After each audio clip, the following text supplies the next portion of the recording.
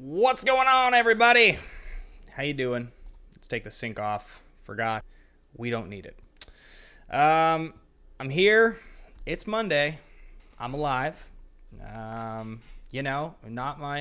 my favorite weekend in the world, but it was a weekend. It was a weekend, and here I am with you guys. Here we are together, starting the new week, and I want to check in with you guys. I want to see how you're doing. I want to, talk about all the things. Hear how everybody's feeling. News and all that's going on with what's next with COVID and all that shit. So let's hang out. How you guys doing? Happy Monday. Let's check out who's in the chat here. Looks like my chat view's all screwed up. I'm not totally sure why. Technology. There we go. A little better. Look who's in here. I see Douglas Emmett. Looks like call sign Quailman. Big time salute to you. See call sign hashtag Ladies Night. What's up, Canadian Beauty? I see Bar Tab in here. A lot of good people in here. A lot of good names, good faces, good friends. Thanks for showing up, everybody. It's Monday. There's a lot of stuff to talk down. I know a lot of you guys probably have questions about Monday. About last Friday, which I will get into. We'll kind of go through some of that, talk about some of the stuff that's upcoming on the channel, and some of the sort of just like rededicating a little bit. I think that I'm gonna have to try to do. I just basically think that. Sorry guys, I'm a little out of it. Lost my train of thought, but. Basically, I have a lot of things I'm thinking about doing next. I have thoughts about the Schmodown. I have thoughts about my hosting and creative career and all that stuff. But more than anything, just trying to get that spark, get that positivity back. I had a lot that I was excited about doing this year, and I'm still excited about doing those things. It's just, when a disappointing thing happens, it's okay to accept the fact that, sometimes you just kind of take one across the mouth. Sometimes you take a shot across the jaw, and it's okay. You have to just accept that happened and move on. I think dealing with failure or disappointment is one of the most important lessons we can all learn in life, and I think it's important for us to talk about it because we all deal with it in our own ways, and it happens to us in ways that we all don't necessarily realize. So I'm just going to log in really quickly here because the Hummingbird Fund, as we call it, is active, and I want to make sure in case anybody does donate anything, any nice messages that we get tonight, regarding what we're doing here on Nerds and Suits, that I can read them aloud because you guys are always so wonderful and supportive, and I don't want to miss them. So I'm just logging in here, and I will get to them in a bit. So let's start with what's going on Nerds and Suits. Why don't we start there before we get into how this match was. The last couple weeks, last couple months, some things have happened. The first is that you guys have noticed Song from the Scene is effectively gone away. The show has kind of died. And I don't want that to happen. I didn't want that to happen. I think a couple different factors all played into it. Obviously, I'm busy, but it was a pain in the ass to set the show up. And I think where in the week I was doing it, where I was setting it up, was not conducive to getting it done in time. And I have to kind of restructure that idea and figure it out. I still would like it to be a bi-weekly show. I'd like to still do the show. There's a lot of songs I still want to do for you guys. A lot of great suggestions. Music just in general, I'd say the last month has slowed for me a little. There's definitely exciting stuff on the album. We'll talk about that in a minute.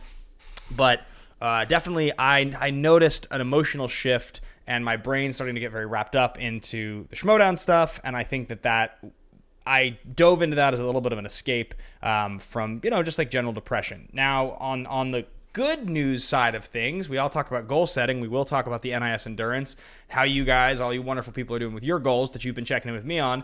I didn't set a new goal this last week, but I stuck with my drinking goal. So I'm halfway into this month now of just staying off the booze for a little while, doing a little bit of a cleanse. I don't know totally exactly necessarily how long I'm sticking with this one for. It's a little bit of an indefinite goal. But I did notice that just like, that feeling of really wanting to consistently be able to get up in the morning and feel a little bit of a sense of positivity. Alcohol is obviously a depressant. And when feeling depressed, I think it's an important one to pay attention to. So I've stayed away from it for the last few weeks. And it's good. It's, 15 days into this little one is feeling really good. That's definitely been a positive for me. Has kept my positivity up in times that maybe otherwise it would have been down. So that was my major goal. I have noticed that I've been shopping less and ordering delivery more, which obviously you guys know the very first goal that I set with the 30-day goal setting challenge was to stop ordering delivery, and that was a really helpful goal while I was doing it. So I'm thinking that maybe today I will recommit to the delivery goal. It feels like probably a good time to do it. It just feels like I can tell I spend more money, I don't eat as well, I don't cook as much, and it's lazier. And I don't like that. So working on that stuff. The game plan. How do you bounce back from disappointment is what this episode is titled. And I think that's the first thing that I kind of want to kind of talk to you guys about. Because I think what's really interesting is that, every one of you who's watching, think about your own lives. Think about what's important to you and what you've been invested in, what you've worked on. Your friendships, your relationships, your career, your hobby. Maybe you play video games. Maybe you watch a lot of movies. You read comic books. Maybe you're single and you don't want to be single. Maybe you're in a marriage and you have children and you really want to be the best partner you can be. Whatever it is that matters to you in your life, you kind of have goals or intentions that are associated with those things. And you have to separate out the importance of all those things. You kind of lay out your life, right? This is what I do. I can put this much time here. I'll check this box, that kind of a thing. And I think what happens is when you have all those things in front of you, if you're like me and you really like to invest heavily in things, it tends to be easy to dump a lot into one and neglect another. And I have a lot of things I like doing that I want to do, and it tends to be I will go really hard into something and other things will suffer from it. So then when you go really hard into something and you get to the end of the rope, or let's just say it doesn't get you exactly what you want, maybe let's say you work really hard to try to get a job and you don't get the job, or you let's say you play a sport, maybe you compete and you want to win at something, you want to get into a school, so you work really hard, all that. When it doesn't work, when you don't get the thing you want and you put all the work into it and it doesn't go the way you wanted to, and you're dealing with all of the debris and the fallout from the thing you wanted you didn't get, how do you handle? How do you bounce back? And so I think the first thing to do and to realize for me in this situation, and for any of you that have gone through that, is to just say out loud, I lost. I didn't get it. It's no one's fault. It's not that I had control over something and I could have done more, or I should have. It's that it just didn't work. We talk about this match, and you talk about, I missed a question in round one that I felt I knew the answer to, but I didn't repeat. More on that another time. Round two, I did pretty well in a category. Wasn't able to get a steal in another, but we're pretty even. I would say at that point we're both playing very well. We both missed 2 questions. Betting round, talk about good luck. I get a question that I knew the answer to. So, in the betting round, there's a 5-point swing in the match, and it just so happens we get asked a question I know, and Dan doesn't. So that's incredible luck. It's amazing luck to be able to get a question that I happen to know and he didn't know. So you look at that and you say, that's really good luck. You go into the speed round, again, I play well. So when it comes to that last round, my instinct is to blame the 2-point question. I've talked a lot about it. It's been all over Facebook. Everyone's talking about it.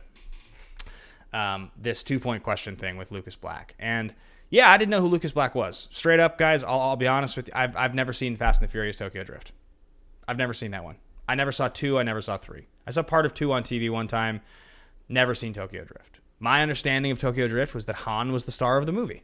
That's why I assumed he would come back later in the franchise as a significant part. It made sense in my mind that they were like, oh, you know what? This movie that wasn't really successful, now the franchise is successful. Let's bring back Han. Didn't cross my mind that there was a more important person in the movie in terms of star power than Han, so I never looked it up. I just never did. So that's why I was trying to find the name Sung Kang in my head, and I couldn't. And the name I should have been looking for, obviously, was Lucas Black. But at the end of the day, here's the crazy part, guys. Had that been my 3-point question, I still would have missed it. Had it been my 5-point question, I still would have missed it. There was no way or chance I was getting to Lucas Black because I just didn't know the answer. And accepting the fact that that's the case, it doesn't really matter that it was in the 2-point file. I wish it had been an easier question. I think there are a lot of Fast and the Furious questions that you could write that are 2 points that I would have gotten, like 10 times out of 10. And Chris Woodburn here says, I always remember Lucas Black from the Friday Night Lights movie. I've seen that movie. I really like the Friday Night Lights movie. I remember that Garrett Hedlund's in the movie. I remember that that Derek Luke is in the movie. I remember that Billy Bob Thornton is in the movie. I don't remember that Lucas Black is in the movie. So I've seen Jarhead. Don't remember him in Jarhead. Point being, it's not a question of I think that I got screwed necessarily out of this match and that it was I should have won, but I didn't. That's not what happened. I lost. I got asked a relatively easy 5-point question that I should have probably known the answer to, but based on the way I had studied, I've never seen the movie 1408, I didn't get there. So at the end of the day, let's just say it's bad luck. Let's say it's bad luck that I got some questions I didn't know at the end, but I did get luck earlier, and that's why it was so close. It's difficult to stomach, but the bottom line is I have to just let it go. I just have to accept it and let it go because I lost. And in a few weeks, when people remember the match, they will remember that Dan won the match and I lost it, and it will be remembered as a win for Dan and a loss for me. So I know some people agreed with me, right? Some people didn't think that was a 2-point question that was valid. And I've won matches off of easy questions, and I've lost matches on hard ones before. It's happened. I've lost, it's kind of happened to all of us. It's very, very, very hard to quantify that and put any blame anywhere. I put this on Twitter, and I would like to make this very clear to anyone who's watching this. Patrick Campbell, PJ Campbell, the writer, is a good friend of mine. He's somebody who I have a tremendous amount of respect for. I think he does a great job. I think just like anybody in any job, some days you do better than others. I think that question, in my opinion, isn't the strongest 2-point question. I think it shouldn't have been a 2. That doesn't mean that PJ sucks. It doesn't mean he did a bad job. It just means that in that particular case, I don't agree with the decision. I don't do his job. I do a different job. Players screw up too. Players have good days and they have days where they don't play as well. It's just life. It happens. So I love the guy. Was very direct with him, complimented what he did in the match because I think he wrote an amazing match. That was the question that I got, and that's how it happened. So the point being, how do you bounce back from it? The first thing you have to do is just accept that it happened. It didn't happen because I suck. It didn't happen because someone's out to get me. It didn't happen because Dan is smarter than me or I'm dumber than other players. Any of the things that I could point to that would make me feel shitty about myself, none of those are the reasons that I lost. It was a measure of luck. That's what happened.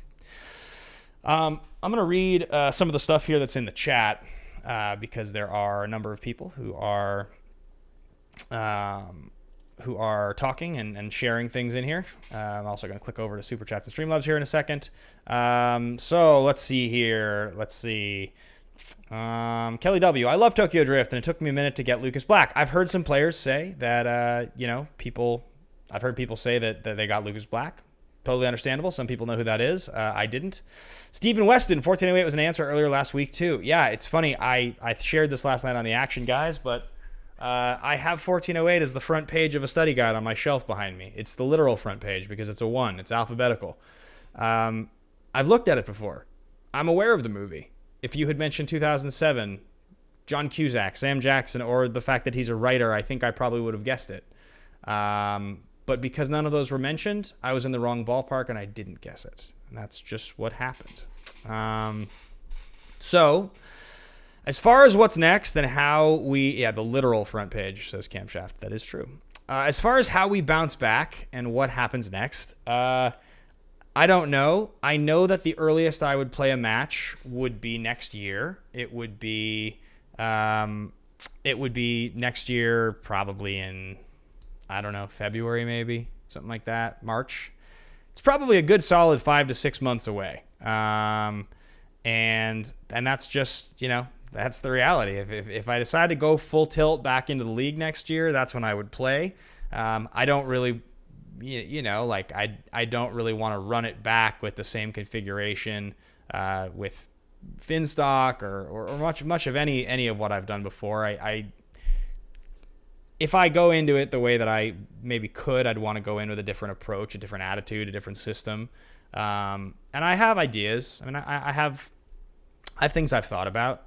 I have a lot of anger, not really at anyone. I'm just angry that in a year, 2 matches like that could happen. It's very hard to communicate that and not come off as entitled or childish or petty. it's very difficult to put yourself in that situation, to put in the kind of preparation and find yourself going in leading 5 and leading 6 against Dan twice. Even communicating with Dan via text since the match, I've noticed like I'm wanting to be more I'm wanting to sort of be more like normal, like congratulations, it was just a tough break, but it's very hard. I find myself typing and it doesn't come out the way that I want it to, because I think I just have a lot of frustration built up. So it's very hard for me to talk about it and not just get activated immediately. I've noticed that on every phone call I've been on since it happened, it's just to do it twice in a year like that, to lose like that against him twice, leading going into the end, where I knew his 5 both times but not mine. It's just one of those things that is very hard to stomach. It's a very difficult pill to swallow. And so here we are on Monday after the event, having to question what's next. Nikki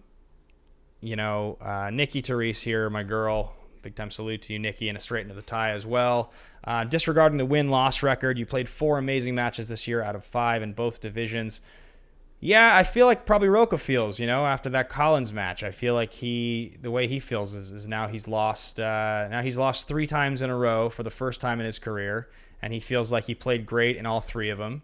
And what do you do with that? How does that make you feel about yourself? It probably makes you feel a step behind, right? But it's not like Roca didn't play well. So, and that's kind of how I feel. There's a lot about these matches against Dan that I felt like I put in so much. I felt like I prepared so correctly. So what I can say as far as the game plan is and the next step is that I will definitely put in the work if I intend to come back and play like I did. If I intend to come back and hit the ground running and try to beat everyone and play in teams and singles and be a main big piece of the league, then I'll be ready. I'll put in the work But if I don't, and if I decide to go a different route, to pull back a little maybe, or approach the game differently, choose a division, I just don't know what I'm going to do next is the thing, guys. It's hard because it requires an enormous amount of effort to try to play like I play. People will say all these things, I'm looking in the chat here, and people say really nice things. Chris Balestros here, my guy Chris here, says, best gamesman to ever play the game and my favorite player, the boss. And I really appreciate that. And I know Ellis, said when people think of anything master strategist, and some of that's a narrative that the Schmodown creates. You want to be able to kind of give you sort of want to be able to give a title or a thing, a carrot to anyone for what they do in the league. Because, the stars, especially, it makes them really special. There are certain things that you want to give, right? Like when people will say that Bibiani is the most knowledgeable player of all time, that there's something behind that. There's the idea that beyond whatever else he's accomplished in the game necessarily, he's an elite player because he's also knows the most. So he gets that, right? If people will say, about Andrew Guy, that he's the greatest performer the game has ever seen.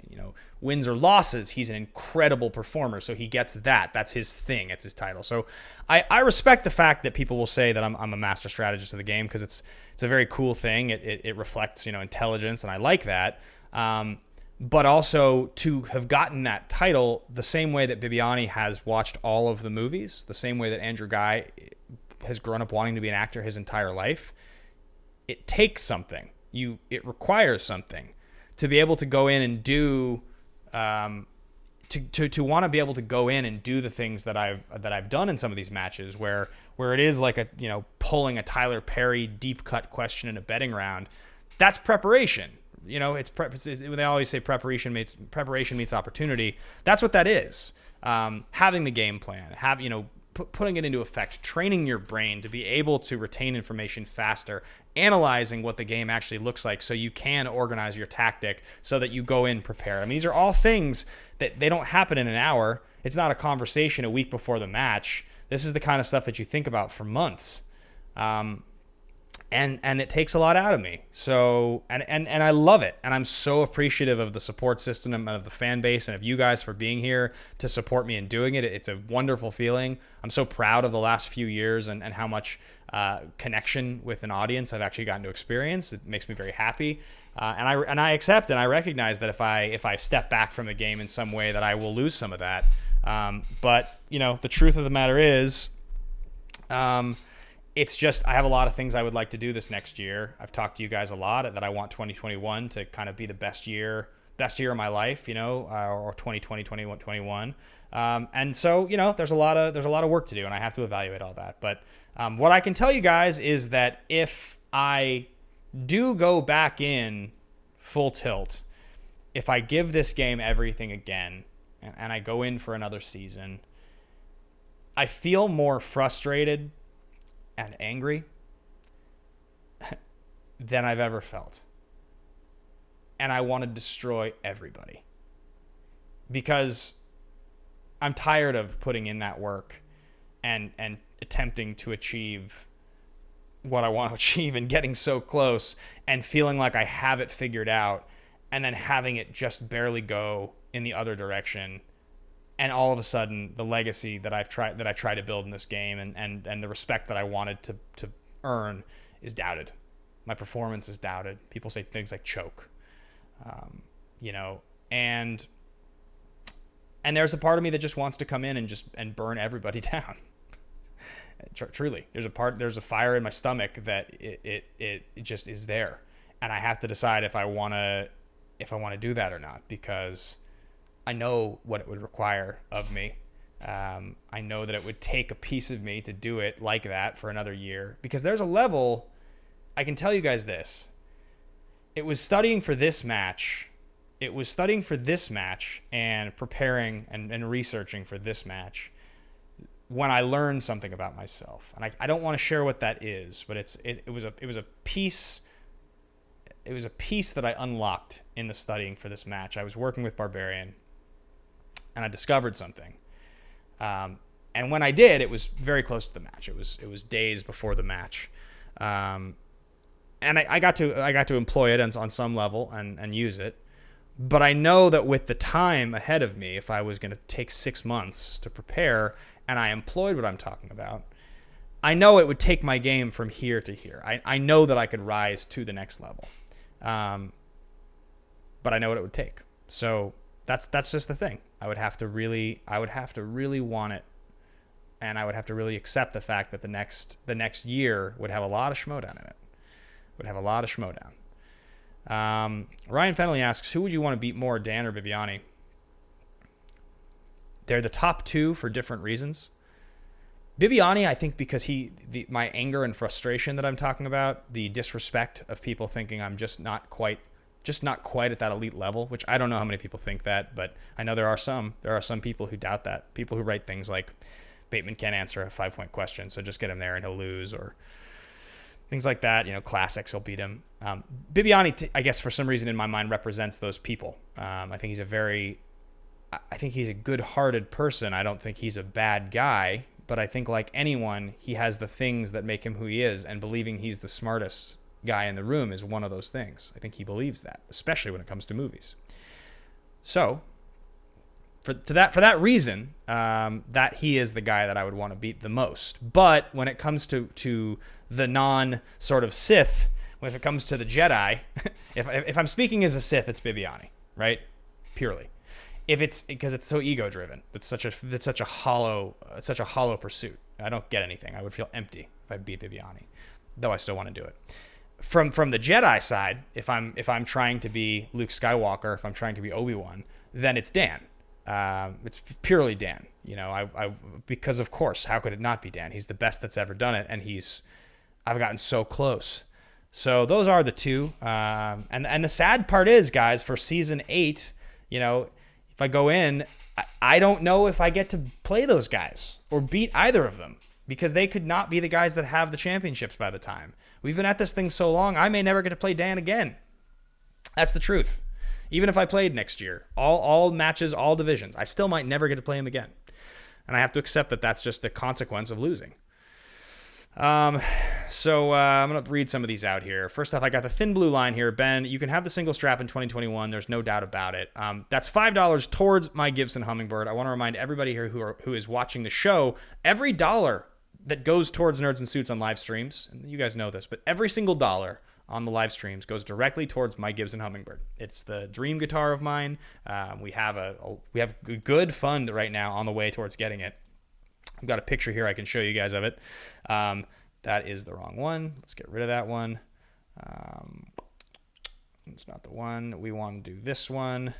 That's the one right there. That is the Gibson Hummingbird that I want. It is my dream guitar. I can't wait for it. And you guys, every dollar that you donate, so Thin Blue Line, that $5 goes directly towards the Hummingbird. We're currently sitting at like 25% of the way there. You guys have been really generous on Monday nights getting us there. So maybe it'll take us 6 months or a year, but eventually I will go buy this guitar. I will play it on stream. It will be epic. Maybe, just maybe if it happens sooner, I'll even be able to record some of the album on it, which would be really special. But obviously it's a very expensive guitar, so that's asking a lot. But yeah, that's the Hummingbird right there. So a big thank you to Thin Blue Line for that one. I'm going to read a couple more of these here.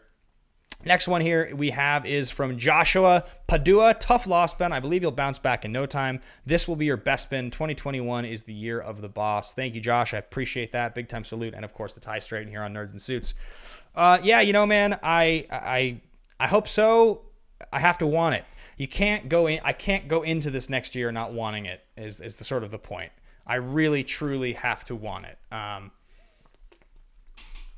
And that'll be the thing ultimately that determines what happens and how this goes. So that's the case. Next up, we have a couple from Trevor Fast, my guy, call sign Stardust here. The man, the myth, the legend. Glad to finally catch one of these streams live. Proud of everyone who's sticking with their goals. This community is amazing. So much support and positivity. Love this channel, Ben. Thank you for everything you do. Big time salute to you and a big tie straight into you, Trevor, my guy. You played one hell of a game on Friday. It's another one from him. Can't wait to see the boss come back stronger than ever next season. And honestly, your free agency, one of the most exciting elements going into next year's draft. Thanks, man. Well, I haven't totally 100% confirmed, whether I will be playing with Dagnino next year or if the exchange is an option. I know that that's a thing people are talking about, and it's a question. It's a consideration. It's something I'm going to have to think a lot about. I know how I feel about him. I know how I feel about my place right now in the Schmodown, but there's a lot of time. I won't have to think about any of that for months. So. That's the case there. So any other questions about the match you guys have? Lestrina, I keep putting up the wrong photo because I have two photos saved in the tabs here on the app, and I have to just guess. They're just like stock photos from the internet, so I just have to guess which one is which. Alan Smithy here, call sign the director. You shouldn't listen to any of this BS criticism from anybody, fans or opponents. Most of these critics are just jealous to some degree. You've been in this year's best matches so far, win or lose.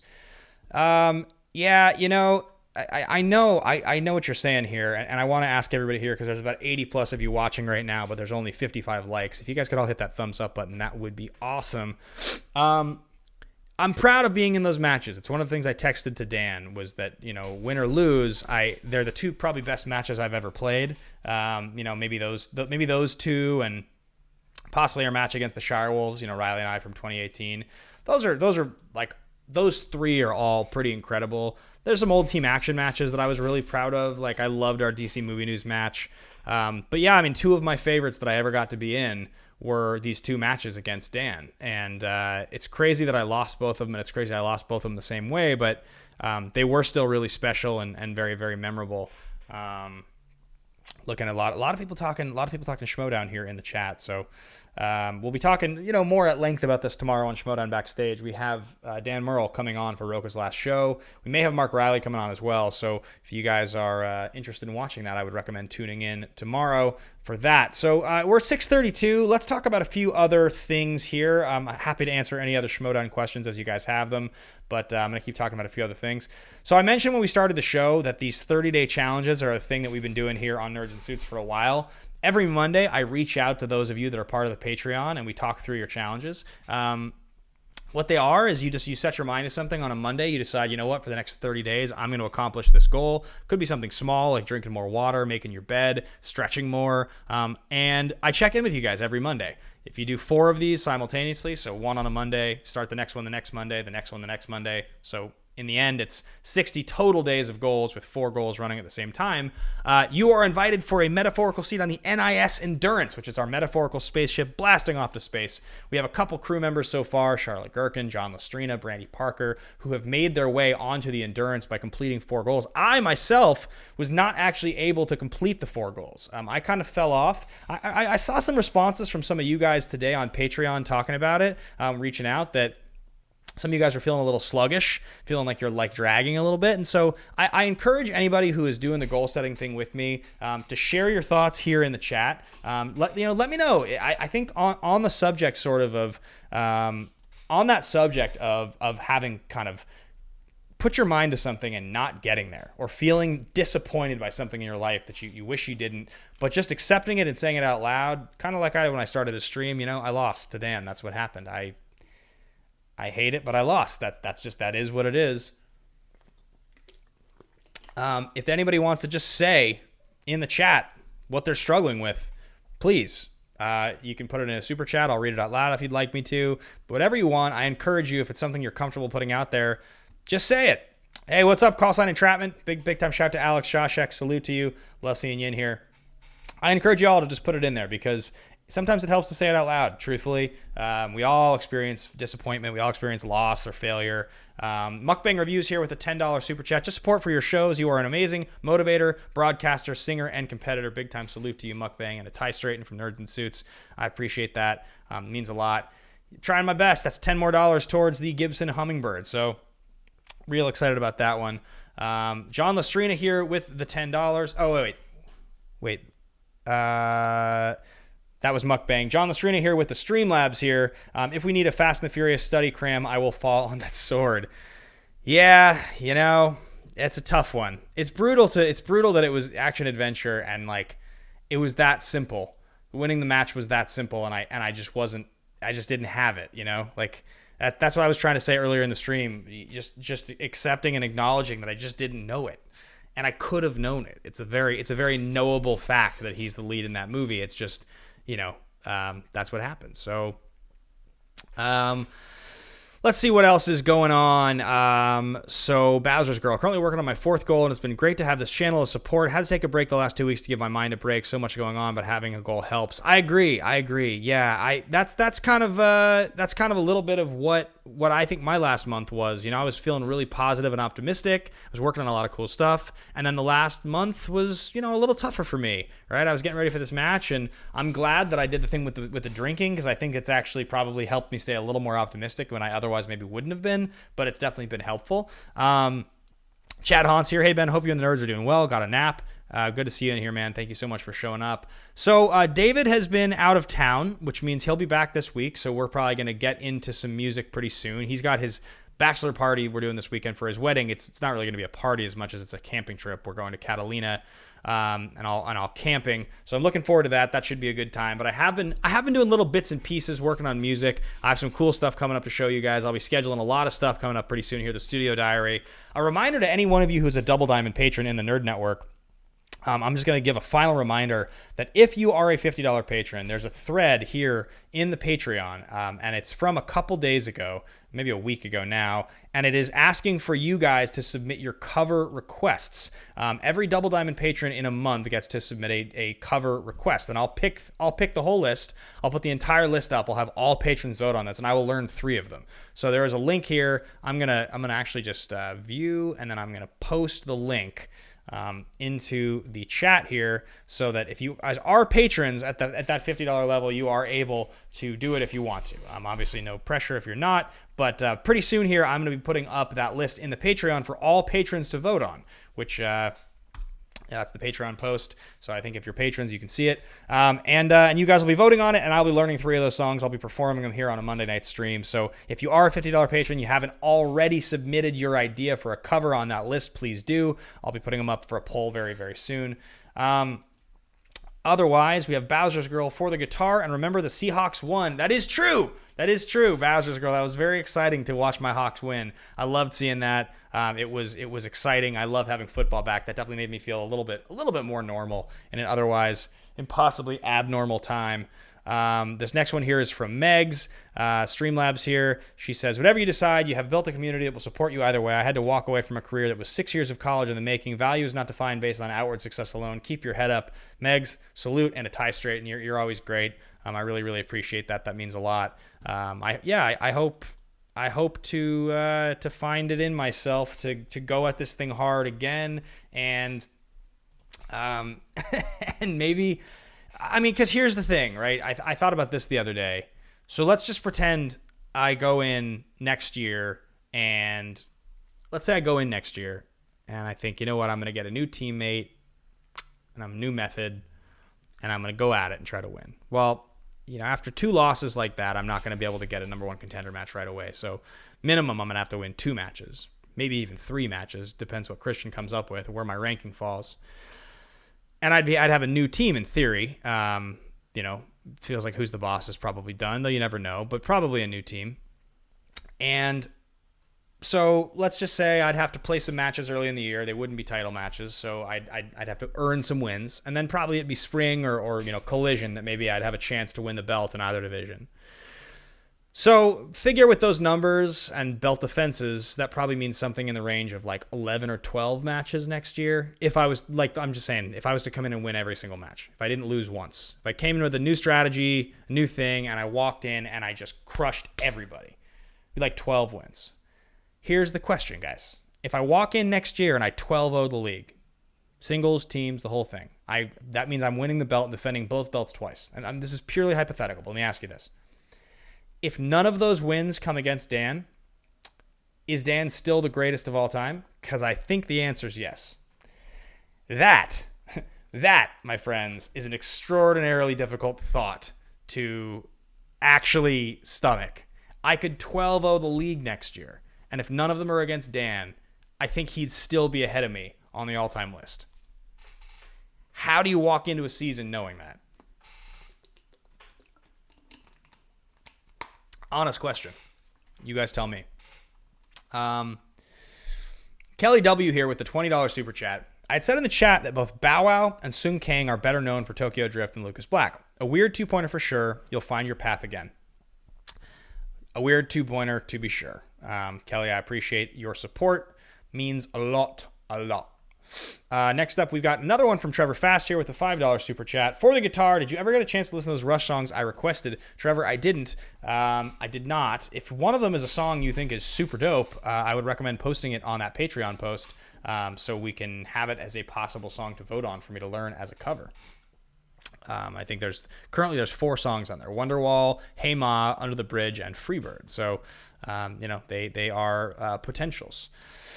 So let's talk a few other Nerds and Suits things while I have you guys. I got you guys for about 20 more minutes. And again, any questions you guys have, feel free to throw in. I will do my best to try to answer. So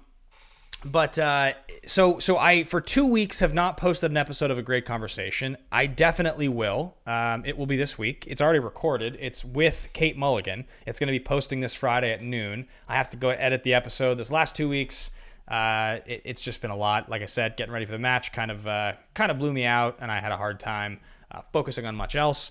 But that will be going up very, very soon. On top of that one, I have a few other guests coming up I'm trying to book, so get excited. Those interviews will be coming back weekly on Fridays at noon. And I do think I am planning, I know I keep saying this, but I am planning on putting out another episode of Song from the Scene very soon here. And then Coy had 2 weeks of super booked, unavailable, that I think is about to end. So he and I are going to get on the same page as well about this comic book show. Young Avengers is something I know today. I saw Kang the Conqueror was confirmed to be joining the MCU, which would be a storyline that would likely involve the Young Avengers. And I do remember loving the Young Avengers storyline. It was Alan Heinberg that wrote those. He's one of the creators of the OC. So it was like the Avengers meets the OC, like teenagers. It was great. So I think it'd be really, really fun to for us to possibly actually, read a Young Avengers storyline and then like talk about it on the show. I think that'd be super, super fun. Eric Lane, I still need to go back and listen to the John Sheck interview. Yeah, Eric, it's a great one. It's one of the ones I'm the most proud of. So I appreciate you bringing it up again. Mark Woodvine, the GOAT thing will come if you keep working. Yeah, it's hard. It's hard to be the best at anything, right? It really is. And I think about how much wins matter in that all-time lineage in any kind of competition, and they're so important. And that's why it's just very, very, very difficult to think about going in, because my only goal anymore in the Schmodown is to just win. It's just to be the best. I'm not really interested in any of the in between middle stuff. I don't want to end up as the 6th best or the 3rd best. I really just want to end up as the best. And it's hard to have been in that situation against Dan twice and not deliver. That's a tough pill to swallow. Let's see here. I'm going to read some other ones. Unfortunately, yes, I think to be the GOAT, you need to beat Dan. That's why some people don't crown Levine the GOAT, even with a double belt run. Yeah, right, exactly. Brandy, it also depends how he does. If he is fighting mode and contending, then yes. If something happens and he falls out and can't win, anything helps your case. Jeff Roberts, I think you have to look at it like this. If you go 12-0, Dan is the GOAT. He lost a guy. You hit guy with a chair and have better hair. Thanks, Jeff. Appreciate it. Megs, the problem is that Dan has been on top for so long, so you would have to maintain top elite status for at least 2 seasons. Yeah, I mean, again, the idea of going 12-0 is such a preposterous idea anyway. It was more of just a hypothetical thing to realize. So, we'll get there when we get there. We'll see what the game plan is. There's definitely some stuff I'm excited about. Some books that I'm interested in reading.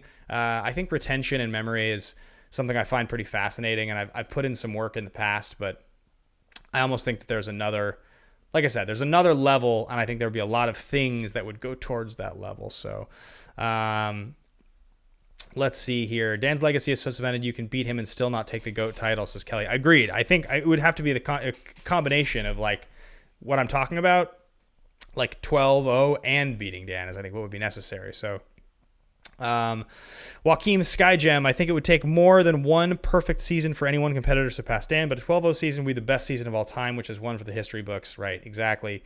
He might be Brady. There's nothing wrong with being Breeze, Manning, Favre, etc., says Dan. Bethenhausen, call sign Hans and Franz. Yeah, I agree. I think, look, you think about Jordan, you think about LeBron. Like, Jordan is clearly Jordan, and LeBron is arguably, by most people's standards, number 2 at this point.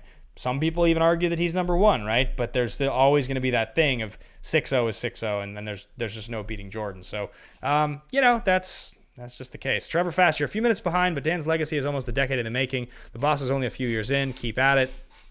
Yeah, we'll see. We shall see what happens. There's obviously definitely more to be done, more to do. Nikki says, whether you face him again or not, it isn't directly in your control. If it doesn't happen, there's nothing to beat yourself up over. Chris says Kobe. Yeah, I mean, I love Kobe. He's my all-time favorite basketball player, but I think that at this point it's basically just Michael and LeBron or the people that come up. As far as other stuff that's going on the channel, I want to do a couple shout-outs to a few people that are sticking with their goals, who I've been checking in with, because I'm proud of you guys. Once again, as I always say, the big reason that we do this on this channel, that we all hang out, is that, you guys are helping me accomplish my dreams, so I want to help you guys accomplish yours. It means a lot to me. Our very first one is going to be call sign Thrasher. Thrasher, who just signed up with the very first goal this last week. And he said something structured. So it's just 30 minutes minimum strength training per day is what Tharshy started. It's 2 weeks into it. He's still sticking with it. One match at a time, or one day at a time. He's still going strong. So Tharshy, big congratulations to you. I love to see that.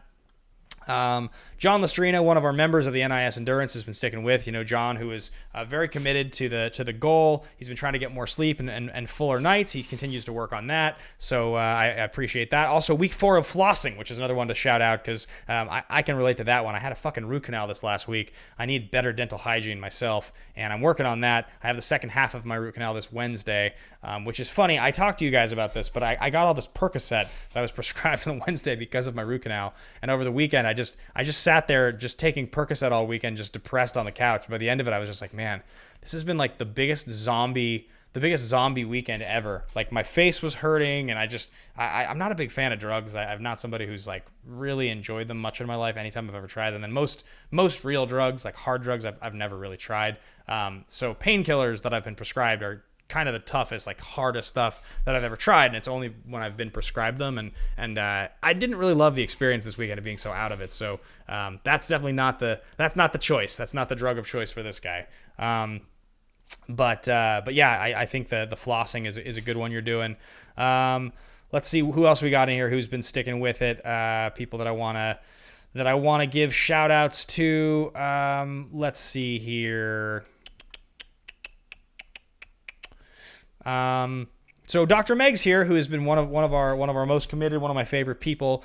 She's taking a quick break. She says, trying to figure out a few other things. She's been super sticking with all of her goals up to this point. Taking a break from any new goals. And I think that's what I wanted to illustrate here, because I want everybody in here to remember, just because you start the goals, maybe you set a goal or you set 2 goals, it's totally okay to just respond to me and say, hey, I'm gonna slow down for a bit. I'm gonna take a break. Maybe I'll come back soon. That's basically what I'm doing, right? I mean, I basically had a bunch, and then I took a little bit of a break. I'm trying to get my head wrapped around the next phase of goals, and we're all in this together. The point is mental health. The point is make yourself feel better. That's why we're doing it. Having some control over it and setting attainable goals for yourself is part of what does that for you.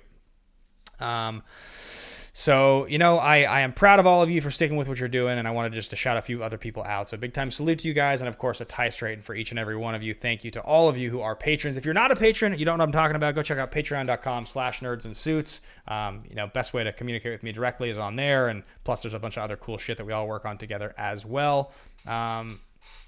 Let's see here. Jeff Roberts here says, I would argue that from a kayfabe standpoint, an argument could be made that you are actually more important than Dan. He's a legacy player, but you've had a fundamental impact on the show. I think that the show aspect of it is an important piece, but certainly it's certainly not the most important piece. I think the truth is, in my mind, it feels like I've been at this thing forever, because I started in 2017 and Team Action started in 2017. And so looking back, now it feels like I've played, 2018, 2019, half of 2020. It's been a solid 3 years, 4 seasons that I've been at this thing. But like, if we're being completely honest about game impact, Team Action was terrific as a team. We had a huge impact and we were great, but we never won a title. We were more of a show team than we were a contending team for the most part when you look back at us. And it wasn't really until 2018, end of the year, when Who's the Boss got that title shot, that I think people took me very seriously as a player even, really. I think people thought I was, good, but we'll say good in the same way that Brendan Meyer is good. A really good player with lots of potential that hasn't gotten there yet, kind of a thing. I think people thought that I could, but until you do it, you just don't do it. And so then 2019 is the year where obviously I have the run, I win the title and all that. And I think that that's probably realistically when, in terms of the legacy impact we're talking about, if we're comparing it to Dan or Roca, that's probably the first time that I really did anything that was all-time impactful, because I won the title. I actually did the thing that you're supposed to do. Now this year, even though the matches were close and they feel like losses, they're probably higher profile and more meaningful because they're title matches against Dan, or it is a record I'm breaking, and so I guess even though it feels like to me I've been at it for such a long time, it really is I'm just sort of coming into my own as, I guess, a focal piece of the game in a way that maybe I owe it. Maybe I owe the game one more season at that highest level of really giving it everything I've got, because I would really, really like to win. I don't know. It's weird talking about your own. It's weird talking about your own history and thing, or your goals, or using word like legacy when we're talking about yourself, because it feels like such a head up the ass thing to do. But it's the only way I think about it at this point, because I've done all the other things in the game other than just one more. That's the only thing that's left that I really want to do is just win more. And so I need to speak honestly about it, right? Thin Blue Line here. Great book to read for achieving success is Outliers by Malcolm Gladwell. Yeah, I've read that book before, actually. I love that book. There are really, really interesting books about that stuff. And I honestly, I'm thinking that rather than thinking, really putting in any work right now on what's next necessarily in Schmodown, because I don't know what's next. It's going to take me a few weeks to figure that one out. I'll have to put in some work, and managers are starting to reach out to me. I've had 3 managers now reach out to me what my plans are for next year, and I'm sure I'll have more of those conversations as we get closer and closer to the season. But I need to take a little bit of a break, I think, and spend this time getting my mind right, so that if I do decide to put in the work and the time to try to go out there and win again, I have a good foundation and I don't drive myself fucking crazy. Patrick Gunn here says, what films, shows are you most excited for in 2020? Great work on the live stream. Thanks, Patrick. I appreciate it. I would say probably shows. I don't know. I don't watch a lot of television. Films. I mean, it feels like stuff keeps getting pushed. I don't really even know what's coming out in 2021 or in 2020. I still really want to see Tenet. I mean, I'm super sad I haven't gotten to see Tenet yet. That No Time to Die looks incredible. That looks really, really good. There's a lot of, I mean, Wonder Woman 1984 looks awesome. The Batman looks great. You know, there's Mank, I think is the name of Fincher's next movie that looks like super fucking cool. So there's a bunch of things I'm looking forward to. Mukbang review. Oh yeah, Dune looks amazing. Coach Kyle in here. What's up, Zach? We'll be doing more food eating shows. I like your discussion while enjoying the meatball sandwich. Yeah, well, Andrew and I over on Action Industries have been loving doing film food every 2 weeks. That's become one of my favorite shows to do. It's been such a good time. I mean, I love eating on camera. I love like when he makes his things and we get to critique it. It's just a great time. Let's see here. What else? Lovecraft Country is awesome. Great show. Says Alan Smithy.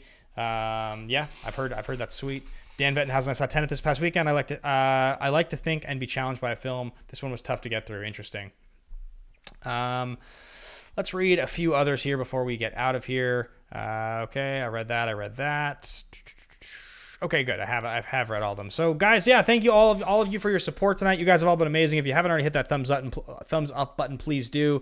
We have a bunch of support here for the Gibson Hummingbird. We're getting closer and closer to that guitar. You guys are amazing for donating tonight. I really, really, really do appreciate all of your love and support. And again, if anybody hasn't checked out patreon.com/nerdsinsuits, please do. I think probably one of the things that this next month is going to show, I'll be putting a little bit more emphasis behind this channel. Now that I'm not competing and that's not where my brain is going to be sucked into all the time, I'll have a little bit more time to get this thing back up and running, and I'll be streaming Magic on Twitch again some more, because obviously these last month or so, the last 2 weeks, I'd say, those nights have been mostly dedicated to movies and studying and all that stuff. So that should be coming back as well. If you've not already hit the subscribe button, please do. We're almost at 2,000 subscribers here on the channel. I'm sure putting up more content, we will likely get more subscribers. And yeah, that's pretty much, that's the stuff that I mostly wanted to share here on the stream. Jeff, here, you and Rachel are going to kill it on Backstage. Anything anybody else has for me in the next 5 minutes, let me know. Anything you guys want to hear in the next 5 minutes, please let me know. Nikki, excited for what Schmodown holds, but it's good to diversify yourself. Pumped up to see what you have coming up. Thank you so much, Nikki. I appreciate it. Yeah, you know, it's been a year.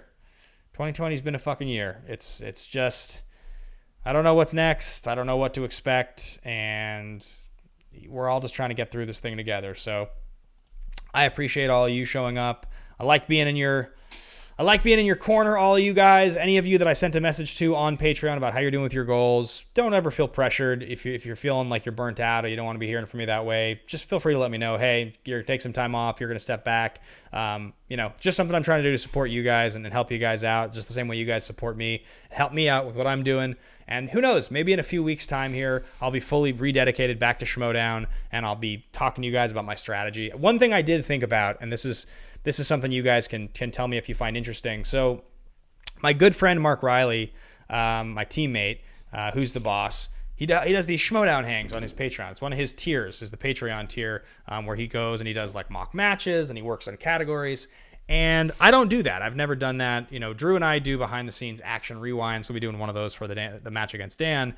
But here on Nerds and Suits, if I was going to start doing some kind of Schmodown content, and I'm talking training content, like, would you guys be interested? Would you jump in? Would you be a part of it? You know, is that something that you guys would join a Patreon for, is essentially training sessions?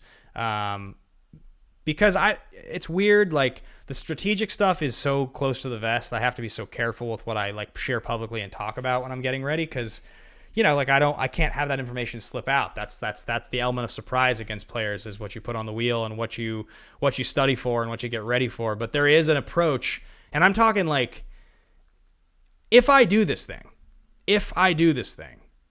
I'm not going to go 10%. I'm going to go fucking 120%.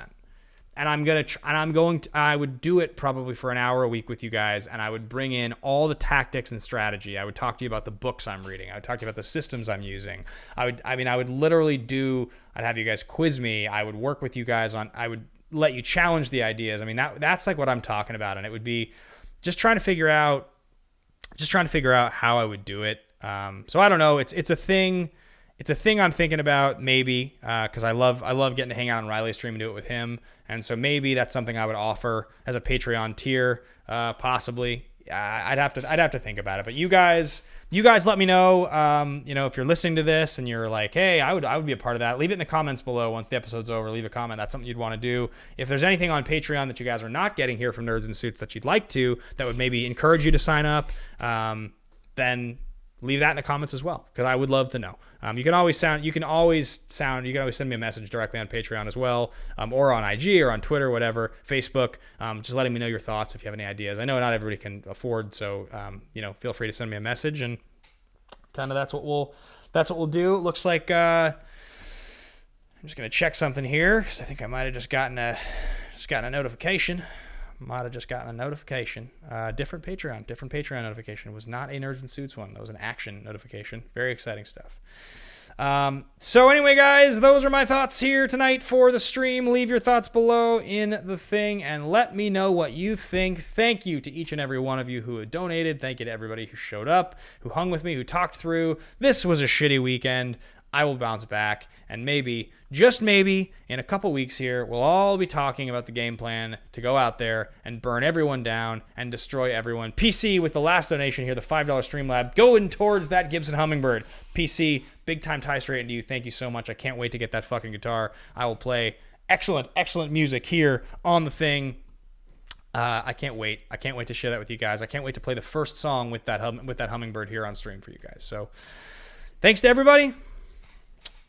Love you. Tie straighten. A salute. You guys kick ass. I'll see y'all very soon. Bye, guys.